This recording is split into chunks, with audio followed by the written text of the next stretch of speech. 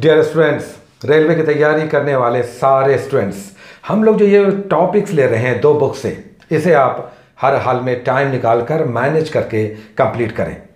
इसका अल्टरनेट अभी इस लेवल के एग्ज़ाम में कोई दूसरा बुक नहीं है। आप एकदम डेविएट ना हो। कई लोग बहुत जल्दी ये कह देते हैं कि ये अच्छा नहीं है, वो बुरा है, रास्ता कोई नहीं बताता। तो हमने आपको ये टॉपिक बहुत सोच समझ कर दिया है, ये आप कंप्लीट करें। अभी प्रेजेंटली कोई इसका अल्टरनेट नहीं है, इन 2 बुक्स का अभी बेस्ट अल्टरनेट नहीं है, तो आप इसे करें। इतने सारे क्वेश्चंस हैं और इतना अच्छा कलेक्शन है कि इसे जब आप कंप्लीट कर लेंगे तो आप देखेंगे कि आपने बहुत बड़ा काम किया और ये बहुत मल्टीफोल्ड आपको हेल्प करेगा। देखिए, हम लोग आज अगेन कुछ टॉपिक्स लेंगे, पेजेस लेंगे और साथ में एक नए राज्य स्टेट को भी लेंगे। हम लोग एक स्टेट को भी हर बार कर रहे हैं, आपको भी हर बार एक स्टेट को ध्यान लगाकर मैप के साथ इसे देखना और समझना होगा, इसके तथ्यों को इकट्ठा करना होगा। आज जो हम लोग 10 पेजेस साइंस से और 5 पेजेस जीके जीएस से ले रहे हैं, ये बड़े ही इंपॉर्टेंट हैं। आइए पहले साइंस की बात करते हैं। साइंस में आज जो आपको 10 पेजेस मिल रहे हैं, उसमें अलग अलग आरआरबीज में आए हुए प्रश्न हैं और ये प्रश्न इधर उधर होते रहते हैं, आते रहते हैं। ये आपका बहुत बड़ा बेस तैयार हो रहा है। तो यहां से आप करेंगे 10 पेजेस आज फिर से। इसमें सिर्फ क्वेश्चंस हैं, 1 लाइनर हैं, एक लाइन के, अलग अलग, बहुत इंपॉर्टेंट है। पहला क्वेश्चन देखिए, इसमें पहले ही पेज में जो 3 क्वेश्चंस हैं, इसे निकालकर जस्ट हम आपको एग्जाम्पल के रूप में बताना चाहते हैं। एक देखिए, इसमें क्वेश्चन है, आइसोहाइट क्या है? आइसोहाइट, हाइट शब्द लगा हुआ है, कई लोग समझेंगे ऊंचाई से संबंधित कुछ होगा, लेकिन आइसोहाइट का मतलब समान वर्षा वाले क्षेत्र। ऐसा लाइन मैप पर, ऐसा लाइन जो समान वर्षा वाले क्षेत्र को दर्शाता है, इसे हम आइसोहाइट कहते हैं। इसी तरह आइसोहाइलाइन, आइसोनेफ, ये सब लाइन है अलग अलग, तापमान, वर्षा, प्रेशर, इन्हें डिनोट जब मैप पे करते हैं तो इन्हें हम इन नामों से जानते हैं। तो आइसोहाइट क्या है? समान वर्षा वाले क्षेत्रों का कि वो रेखा है जो बताती है कि इन क्षेत्रों में एक प्रकार की 100 सेंटीमीटर या 75 सेंटीमीटर या 120 सेंटीमीटर बहुत अधिक वर्षा वाले ये क्षेत्र हैं। तो ये लाइंस हैं। एक क्वेश्चन देखिए, यहां पे दिया हुआ है कि शुष्क बर्फ, ड्राई आइस क्या है? ये बहुत बार एग्जाम में आ चुका है, आप में से कई सारे लोगों ने बनाया भी है। Solid carbon dioxide, carbon dioxide तो गैस है, तो ये सॉलिड फॉर्म क्या है? कार्बन डाइऑक्साइड तो एक गैस है, गैस सॉलिड के रूप में कैसे हो सकता है? तो ये जो शुष्क बर्फ है, ये ड्राई आइस है, ये एक आइस है जो सॉलिड फॉर्म में है और ये कार्बन डाइऑक्साइड गैस को ठंडा करके हाई प्रेशर पे और जमा करके इसे आइस के फॉर्म में कूलिंग के लिए, कूलिंग एजेंट के तौर पर यूज करते हैं। तो दरअसल शुष्क बर्फ क्या है? बर्फ की तरह के दिखने वाला गैस है। यह गैस है carbon dioxide, solid carbon dioxide, यानी कार्बन डाइऑक्साइड गैस को प्रेशर और बहुत हाई प्रेशर पर टेम्परेचर गिरा करके और इसे सॉलिड फॉर्म में बना लिया जाता है। तो एक अच्छा डायरेक्ट क्वेश्चन है, बट ये वेरी वेरी इंपॉर्टेंट, बार बार आता है। एक क्वेश्चन देखिए, यहां पर दिया हुआ है, अम्ल वर्षा, इसमें कौन से एसिड्स होते हैं? काफी लोग जानते होंगे, लेकिन जो नहीं जान रहे कि अम्ल वर्षा में नाइट्रोजन और कार्बन के ऑक्साइड्स हैं जो इंडस्ट्रीज से या गाड़ियों से या दूसरे स्रोतों से निकलती हैं और वातावरण में जाकर जलवाष्प के साथ घुलकर और फिर जब बारिश करती हैं तो इसे हम अम्ल वर्षा कहते हैं, जो मिट्टी या फिर पर्यावरण को हमारे नुकसान पहुंचाता है।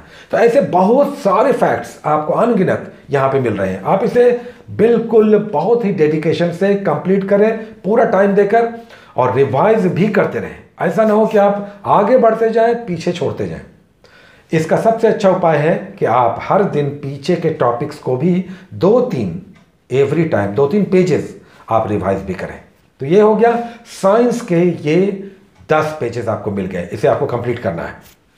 उधर आ जाइए जीके जीएस में, सामान्य अध्ययन, दूसरी बुक जो है।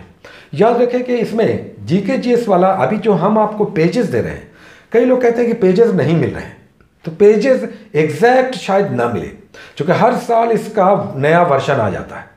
720 सेट, 600 समथिंग सेट, 930 सेट या 1100 समथिंग सेट, इस तरह का इसका नया नया वर्जन अपडेटेड फॉर्म में आता है। तो उसमें पेजेस इधर उधर थोड़े से आगे पीछे हो सकते हैं, तो 5 पेज 10 पेज आगे पीछे हो सकते हैं, आप उसे सर्च कर लें।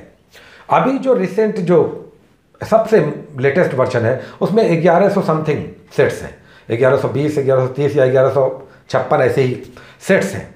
हम जिस बुक से आपको दे रहे हैं ये साइंस दे रहे हैं 930 सेट्स जिसमें है उस बुक से, यानी उस साल के वर्जन से हम दे रहे हैं। और जीके जीएस जो दे रहे हैं वो 920 सेट्स हैं, उसमें हेडिंग में लिखा हुआ है 920 सेट्स, और साइंस में 930 सेट्स, और जीके जीएस में 920 सेट्स।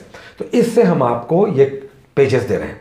पेजेस आप करें, ये भूल जाए आपके पास जो भी है, अगर पुराना है पुराना सेट भी चलेगा, कुछ सेट्स उसमें नहीं रहेंगे, लेकिन ये ऑब्सोलीट नहीं है, आप उसका भी यूज़ कर सकते हैं। लेकिन 700 से कम वाला अगर आपके पास है, 600 समथिंग वाला, तो बहुत पुराना हो गया, तो इसे आप हटा लें। अभी रिसेंट 1100 समथिंग वाला सेट्स नया वर्जन आ गया, तो वो बेटर है, उसमें क्वेश्चंस नए नए भी आ गए।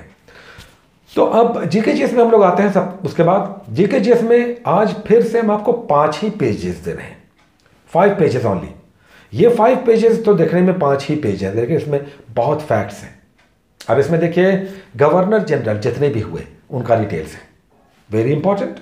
उस पर योजना हम लोग कर चुके हैं, यहाँ पर आर्थिक नियोजन फिर से आ गया, ये रिपीट हो जाएगा, तो ये आपको आसानी है, बार रिविजन भी हो गया और फिर से आप पढ़ लेंगे। उसके बाद कला और संस्कृति है, तो कल्चर से, आर्ट एंड कल्चर से, अब देखिए कथकली कहाँ का लोक नृत्य है, कहाँ पर अजंता की गुफाएं हैं, ये सब डिटेल्स आपको यहाँ पे मिल जाएगा, तो ये आप करेंगे। उसके बाद महात्मा गांधी का डिटेल्स है, वेरी इंपॉर्टेंट। महात्मा गांधी से रिलेटेड जन्म से लेकर साउथ अफ्रीका गए, इंडिया में आंदोलनों में भाग लिया, पूरा स्वतंत्रता संग्राम को लीड किया, डिटेल्स है। हरिजन पत्रिका उन्होंने कब निकाली, किस लिए निकाली थी, क्या महत्ता थी, किस भाषा में निकाली, नवजीवन क्या था, यंग इंडिया क्या था, ये सब डिटेल्स आप करेंगे। साउथ अफ्रीका में उन्होंने पहली राजनीतिक संस्था कौन से स्थापित की थी, उन्होंने किसे गुरु माना, और उस गुरु ने इन्हें क्या कहा, यह याद रखें कि ये जब भारत आए महात्मा गांधी, तो जाकर बहुत दिनों तक शांति निकेतन में रहे रविन्द्रनाथ टैगोर के सानिध्य में, और रविन्द्रनाथ टैगोर ने इन्हें महात्मा कहा, ये महात्मा कहकर बुलाते थे रविन्द्रनाथ टैगोर गांधी जी को, तो इस तरह से महात्मा गांधी ये हो गए। जबकि इन्होंने अपना गुरु माना गोपाल कृष्ण गोखले को, महात्मा गांधी ने गोपाल कृष्ण गोखले को अपना गुरु माना। तो ये सब डिटेल्स हैं, आप करेंगे तो बहुत कुछ यहाँ पर फैक्ट्स मिलेगा। 5 पेजेस जीके जीएस से दिए जा रहे हैं और 10 पेजेस आपको साइंस से दिए जा रहे हैं। ये तो होगी कहानी आपके बुक्स की। ये 920 930 वाले सेट्स से ये सारे आपको दिए जा रहे हैं। आज अगेन एक नया राज्य जुड़ेगा, और ये नया राज्य है गुजरात। ये बहुत इंपॉर्टेंट सेक्शन हो रहा है। आप अपने मन से जब पढ़ते हैं तो आप बहुत साइंटिफिक अप्रोच नहीं अपनाते हैं। कोई भी बुक, कोई भी कंटेंट, कोई भी टॉपिक लेकर कुछ भी पढ़ लिया, लेकिन आपको हम बिल्कुल सिस्टमेटिक ढंग से दे रहे हैं। जब एक महीने बीत जाएंगे तो आप देखेंगे कि आपकी तैयारी कहाँ पहुंची, आप सेट्स बनाने लगेंगे, क्वेश्चंस आपके हल होने लगेंगे कहीं अधिक। और वैसे भी आप सभी बहुत लेबोरियस हैं, हम जानते हैं, काफ़ी लोग रात भर पढ़ते हैं, और कई सारे लोग ड्यूटीज़ करते हुए इस तैयारी में अपना पूरा टाइम डिवोट करते हैं। तो आप इसे करें। आज गुजरात हम आपको दे रहे हैं। गुजरात देखिए तटीय राज्य है, कोस्टल स्टेट। क्या आपको पता है कि भारत में तटीय राज्यों की संख्या कितनी है? कोस्टल स्टेट्स, यानी जिनकी सीमा समुद्र से लगती है। बहुत से लोग जान रहे होंगे गुजरात हमारा कोस्टल स्टेट है। आपका पश्चिम तट से शुरू होकर के गुजरात से और पूर्वी तट पर वेस्ट बंगाल तक हमारा पूरा कोस्टल राज्य है।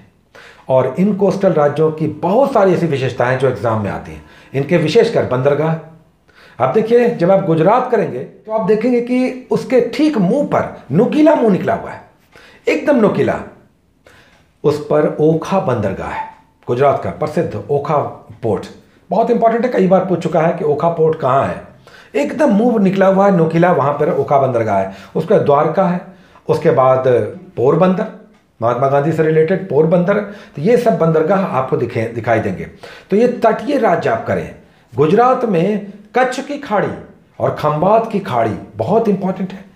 ध्यान रखें कि गुजरात को जब भी आप करेंगे, स्टेट को, किसी भी स्टेट को, तो आप गूगल मैप जरूर करें। गूगल मैप पे जाएं, साथ ही दूसरा जो फिजिकल मैप है उसे भी आप देखें, फिजिकल और पॉलिटिकल।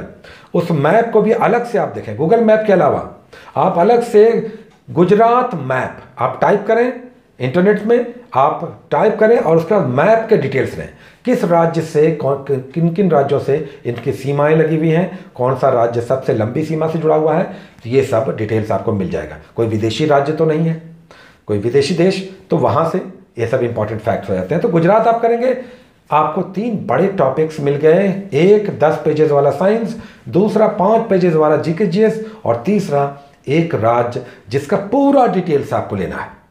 गुजरात, इस गुजरात में क्या है, कहाँ उद्योग है, कहाँ बहुत सारे ऐसे हैं जो डैम है, बहुत सारी ऐसी नदियां हैं, बहुत सारा ऐसा राजनीतिक व्यक्तित्व है जिनका केंद्र है, ये सब आपको डिटेल्स जानना है गुजरात से संबंधित। तो इतना आप करेंगे, ये सब बहुत बड़े फैक्ट्स हो रहे हैं। आप जब करेंगे 1 मंथ के बाद इसका प्रोडक्ट आपको बहुत मल्टीफेसेट आपको दिखेगा। तो बिना इधर उधर देखे आप अभी तैयारी करें, फोकस्ड होकर, और ध्यान रखें कि अभी फॉर्म आप नहीं भरें। आप फॉर्म भरने में अभी थोड़ा समय लें, क्योंकि डिटेल्स अभी बहुत आ रहे हैं। तो कौन सा बोर्ड अच्छा है जहाँ वैकेंसीज बहुत ज़्यादा है, जहाँ पे कट ऑफ कम आता है, या फिर कौन सा पोस्ट हमारे लिए बेटर होगा, किस तरह से हमें रजिस्ट्रेशन करना है, कोई बड़ा मिस्टेक ना हो जाए, ये सब डिटेल्स आप करें। आप साइबर कैफ़े वाले के हवाले ना रहें, क्योंकि वो कौन सा एक मिस्टेक कर देगा कि आपके लिए वो बड़ा मुसीबत हो जाएगा। तो डिटेल्स आप भरें अच्छे से, फॉर्म टाइम लेकर अभी आप डिटेल्स लें, और तब उसके बाद 5-7 दिन के बाद आप भरेंगे फॉर्म, अभी आप समय लें। तो इस तरह से आप टॉपिक्स को करें। ये टॉपिक्स बहुत इंपॉर्टेंट हो रहे हैं, इस पे लगातार सेट्स भी आपको मिलेंगे और आपका टेस्ट भी होता रहेगा, करेंट अफेयर्स भी आने वाला है। ये सब हम लोग करेंगे, लेकिन आपको इस बीच समय का प्रबंधन करना होगा ताकि ये टॉपिक्स आप हर हाल में कंप्लीट कर पाए। Take care.